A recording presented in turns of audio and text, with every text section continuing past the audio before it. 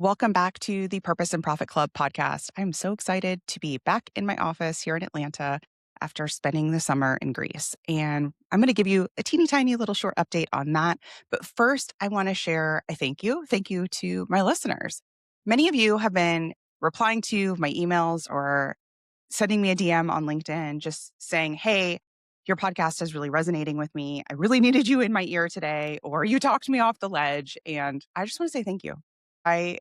It's easy when it's a one-way conversation. Putting out a podcast is a one-way conversation. So it's easy to be like, hello, is anyone out there? And there's been so many voices lately that have said, yes, we are out here and keep going and we need you. And that's really affirming for me to hear. So a big thank you for all the responses and replies. And please keep them coming because I love our conversations in my inbox. It's really, really keeps my heart full and also gives me ideas for future episodes of like what you really, really need. And if you haven't left a review or a rating on the podcast, I have a goal of having 15 more reviews this year.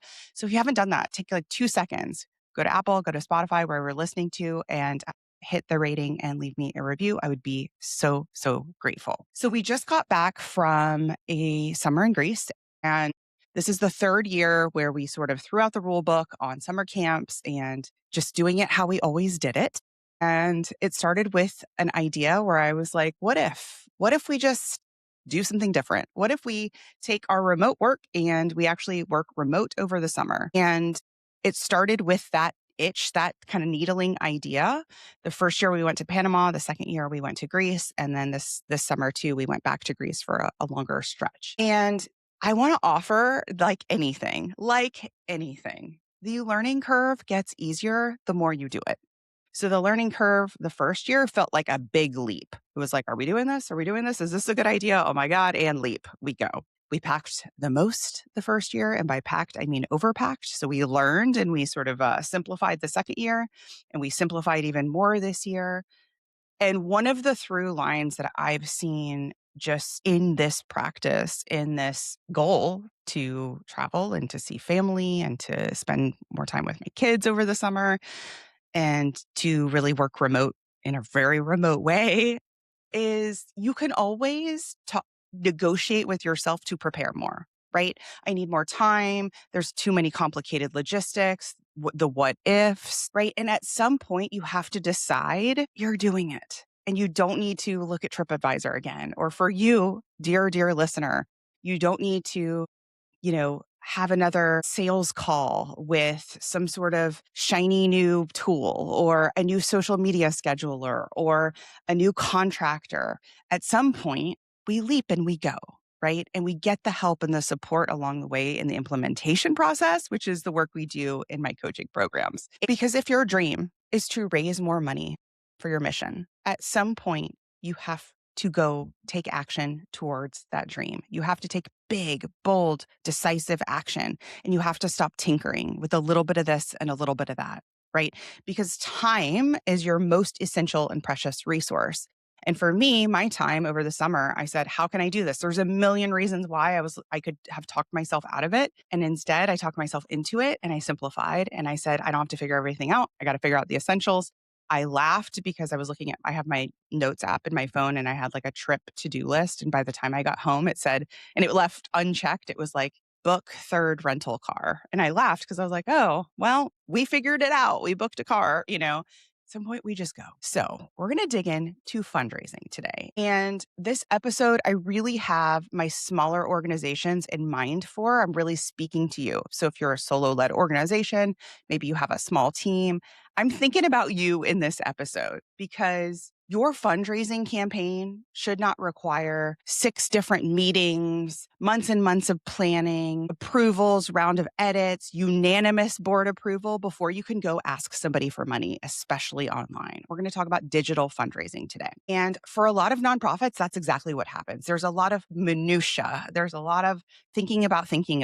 And somehow the fundraising ask gets pushed further and further down the road. So today I'm breaking down the 5 signs you're overcomplicating your fundraising campaign.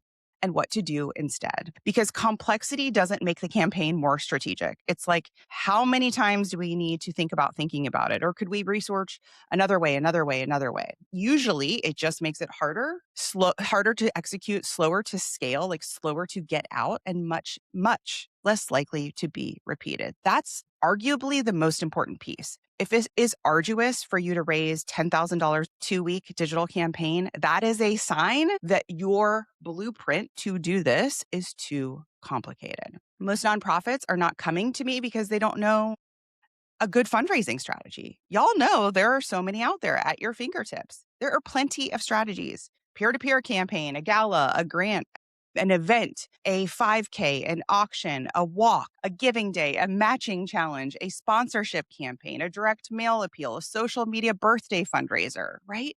There's so many. I just scratched the surface.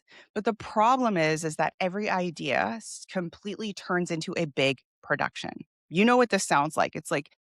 What started as, well, we have this need. Let's create a quick fundraiser, suddenly gets bloated or overcomplicated or has too much buy-in. And once it ends, everyone is exhausted.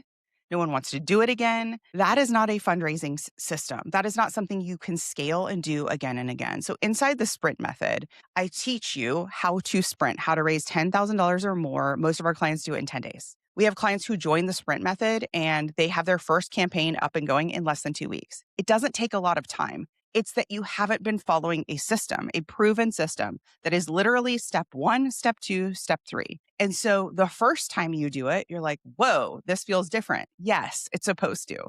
The second time you do it, you actually find yourself going, this feels easier. Much like my travel. It was like, okay, it gets a little easier the second time. It gets a little easier the third time. And I see inside my more advanced program, the Purpose and Profit Club, I see the same thing happen where my clients in there can run a campaign very, very quickly because it's not the first time. It's not the fifth time. This is something they do on a regular basis. And fundraising, if you're an executive director, if you're a founder, if you are a director of development, if you're in any fundraising space, if y'all are in comms or marketing too, fundraising is an essential part of your job, right? It is essential. So it should be something that you're able to do very, very quickly. But when you have that idea of, in order to raise more, to bring in more funding, we need a more complicated plan. We need more complicated or complex strategies to bring in more money. That is such a myth. You do not. You can raise more from your laptop, period, full stop, without more staff, without more things, y'all. We don't want swag. We don't want a hat or a tote bag or a pen. We want to support the mission. We do. But we need a reason to support and act now. And that's what sprints give donors. They give donors a reason to act now. So more moving parts does not automatically create more donations. It's just more complexity. And maybe you're chasing foundation funders. You're like, ooh, let's go after this grant. You know, the grants are out there, Christina. The money is out there. And so many founders are sold this lie of like, go chase the grant funding. But the truth is that very small nonprofits who are emerging, which over 60% of all nonprofits are in this category of very small, are far less likely to get foundation funding. Very small nonprofits account for 60% of organizations, but get less than 0.5 of funding. This is from candid.org. Why are we chasing 0.5 of funding? Unrestricted individual donations is how you are going to scale your organization. That's how you're going to hire your first hire. That's how you're going to increase your program from 1 day a week to 2 days a week. It's with that unrestricted funding. So let's dig into the 5 signs. Sign number 1, you've been planning longer than you've been fundraising, right? You have 8 weeks of quote unquote your simple fundraiser and it's gone sideways. That plan matters. You don't want to decide to fundraise on a Monday and launch it on a Monday night necessarily, right? You want to have some plan, but at some point planning becomes avoidance. Planning becomes treading water. You keep thinking about it. You keep discussing the campaign instead of giving donors the opportunity to respond. You're refining the theme or when to launch or what tool to use, or let's get one more meeting. Somebody has some marketing advice. Meanwhile, the urgent need still exists over here. Donors have not been asked for help. Do you see how that is showing up in your organization? A lot of times too, I see this as you'd rather plan the thing than launch the thing. And that fear is real because you're worried about asking donors again. You're worried about asking too much. You're worried about fatiguing. That is a real fear that exists. I hear you. And that is how you keep your funding small. The fear is not a reason not to launch the campaign. The fear, what overcomes that fear is when you have a sprint campaign that has we have a clear framework for it. When you have that clear framework, those essentials in a sprint, the donor is like, hell yeah, let's go, donate. The donor is excited by the invitation, the opportunity to give. They're not annoyed. They're not feeling like, God, all they do is ask, right? The other piece that can come in is perfectionism. You keep planning because you want things to be just right, just perfect. Spoiler alert, it will never be just right, just perfect. There is no right or perfect. There is the campaign you get out into the world and donations will come in. That's it. That's it. The biggest, most like your most North Star organization where you're like, I wish we could be that big. I wish we could be that successful. I promise you, they never had perfect. Behind the hood, they were like, oh my God, we were scrambling on this, or we weren't sure this was going to work. They were willing to be bold and brave and ask. That is the process. And repeat. So sign number 2 is you've created assets before you've decided what you're saying. So this is a little bit like starting in the middle. So a sprint campaign has some essentials in it in order to raise $10,000 or more in every digital campaign. So in order to do this, there are essentials. And what happens sometimes is you sort of start in the middle. Someone's maybe working on some social posts, or someone's got an idea over here they're working on in siloed, and none of it actually goes together. They're a little more patchwork. And again, they don't have a cohesive theme, a cohesive goal, a cohesive why. Maybe the executive director is working on a video series because somebody said, let's do a video. Videos are great, but there's no central message and there's no central backbone to the campaign. And so I end up looking at organizations who are doing something like this. I'll go to your page and I'm like, show me the last time you ran a fundraiser. And it feels like patchwork. It feels like hodgepodge. And so donors are not inspired to give. You do feel siloed out and you don't have a replicatable workflow you can use again and again and again. You get kind of 5 different versions of the campaign. Some people will put more into it and some people will put less into it, versus you in the driver's seat creating a campaign very quickly. So we teach you how to have this workflow from start, from the planning phases to launch, to closing out that launch, to retention. Remember your donors? Remember retention? We need that. We need the retention piece. So we teach you that whole process in my program. All right, sign number 3. This might be the sign that gets me the most fired up. Like I get the most salty about the sign. Too many people have to approve every decision. Y'all, collaboration can strengthen a campaign. It can, but consensus can kill it. And I know y'all have sat in a board meeting where consensus is killing any momentum, just waiting for that consensus. Okay. So if every subject line, image, email, story, ask, anything, content piece has to pass through multiple people, the campaign will be slower, weaker with every round of feedback. It becomes a game of telephone where the story had heart and soul and a real reason to give. And then it passes through 5 people. By the end, I'm like, what did you say? Huh? What? Something about dinner tonight? I don't know. Everyone adds a sentence, removes a sentence, right? Everyone wants their program mentioned. Everyone has a slightly different opinion. This is why we teach CEO time inside Sprint, because I have a lot of founders and solo operators. And specifically for them, running the campaign, owning the campaign with that CEO energy is a game changer. You need clear roles in order to get this campaign not only out the door, but for the campaign to be successful. You're the boss applesauce. With me? Sign number 4. You're waiting for the perfect story, theme, or moment. Nonprofits lose a lot of fundraising time waiting for the perfect story. This could also be fear in a costume, right? Fear in a cute outfit. You're like, listen, I don't have a strong enough reason to fundraise now, or let's just save that for year end, right? It's a lot of that. Or like, we just ran something over the summer. I'm going to wait for the perfect person to interview, the perfect photo. I'm meeting with that donor later. Maybe they could be a match later. So I don't want to do anything now. That is everything I just listed is the quickest way to be underfunded, understaffed, overwhelmed, and out of business. If you're waiting for the perfect match, the perfect campaign name, the perfect moment to launch, the perfect right time, There is no perfect. Perfect is not coming. And when it does, it doesn't guarantee donations, right? A clean, clear, honest story now will outperform perfect that never gets published, right? So you can launch a campaign without a perfect video, without an award-winning theme, or the most dramatic story your organization has ever told. Those are really some serious things that I see people getting stuck in of like, well, I don't really know how, or I can't do the video myself. Why are we doing a video to begin with? You can launch without a video. Well, I don't have a good story right now. You do. You just need coaching to come go through our framework, come get coached. The story is there. Or I've already told that story. I promise you haven't told it the way I have. Or our donors are tired out, or I just already fundraised. Everyone who tells me I just ran a fundraiser, it's too soon. I'm like, when was the last fundraiser? And it's very funny, y'all. It is not too soon. It is not too soon. I want you to everybody have a North Star of an organization that you would love to grow to be the size of or be most known for, right? And it could be any organization. It could be something in your cause area or not.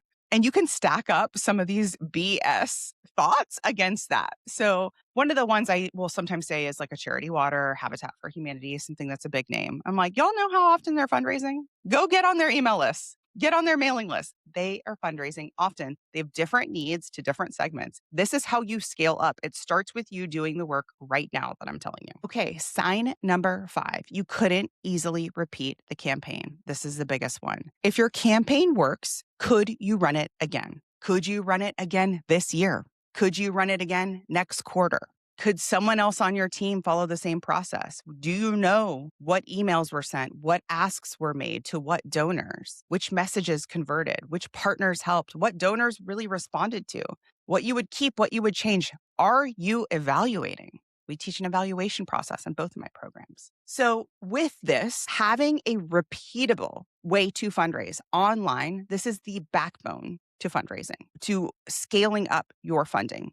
If you do not have an easy way you can raise 5 figures every time you fundraise, then you're missing an essential. I want you to think about it like I've got water but no food for my organization, or I've got food but no water. You're missing like an essential life force for your organization.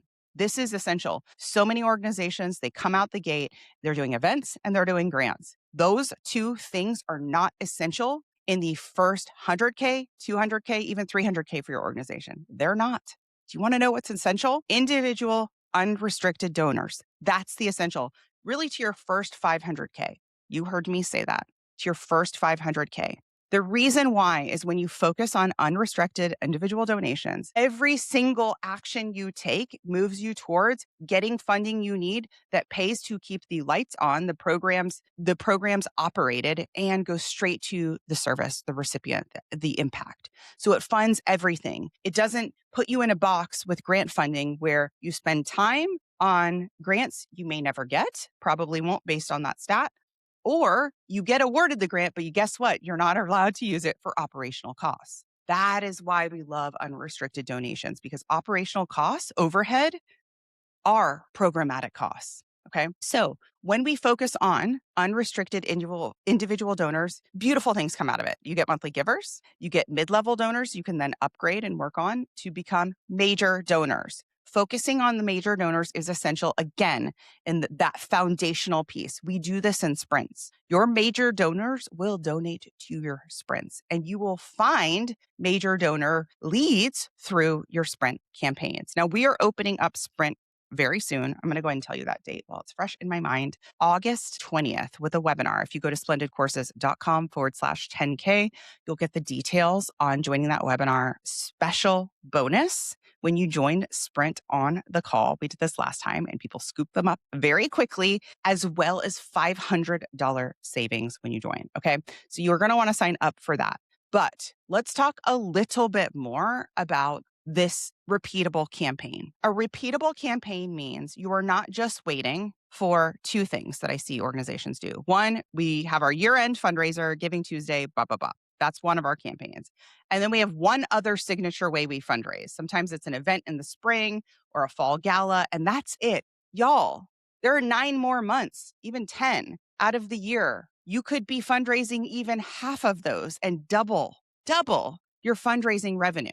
But you're not, because of the time it takes for you to fundraise. So a successful campaign, a successful fundraiser should leave you with more than just money, more than just unrestricted funds. It should leave you not feeling overwhelmed, not feeling stressed out. It should leave you with a process that you can repeat again, campaign calendar, stories you can reuse, a list of donors to follow up with. I wrote in my notes, leads in all caps. When you fundraise online in this way, you're going to see an influx of new donors. Y'all, that's your new lead list. That is your gateway to those major donors you've been wanting, those $500 gifts, $1,000 gifts, $5,000 gifts, and beyond. The real fundraising growth doesn't come from running one successful campaign. It comes from knowing how to do it again, how to repeat the process. This is the shift I see all the time inside the sprint method. Someone comes believing they need more time to prepare or more people power or more something else to prepare, right? A better website, social media,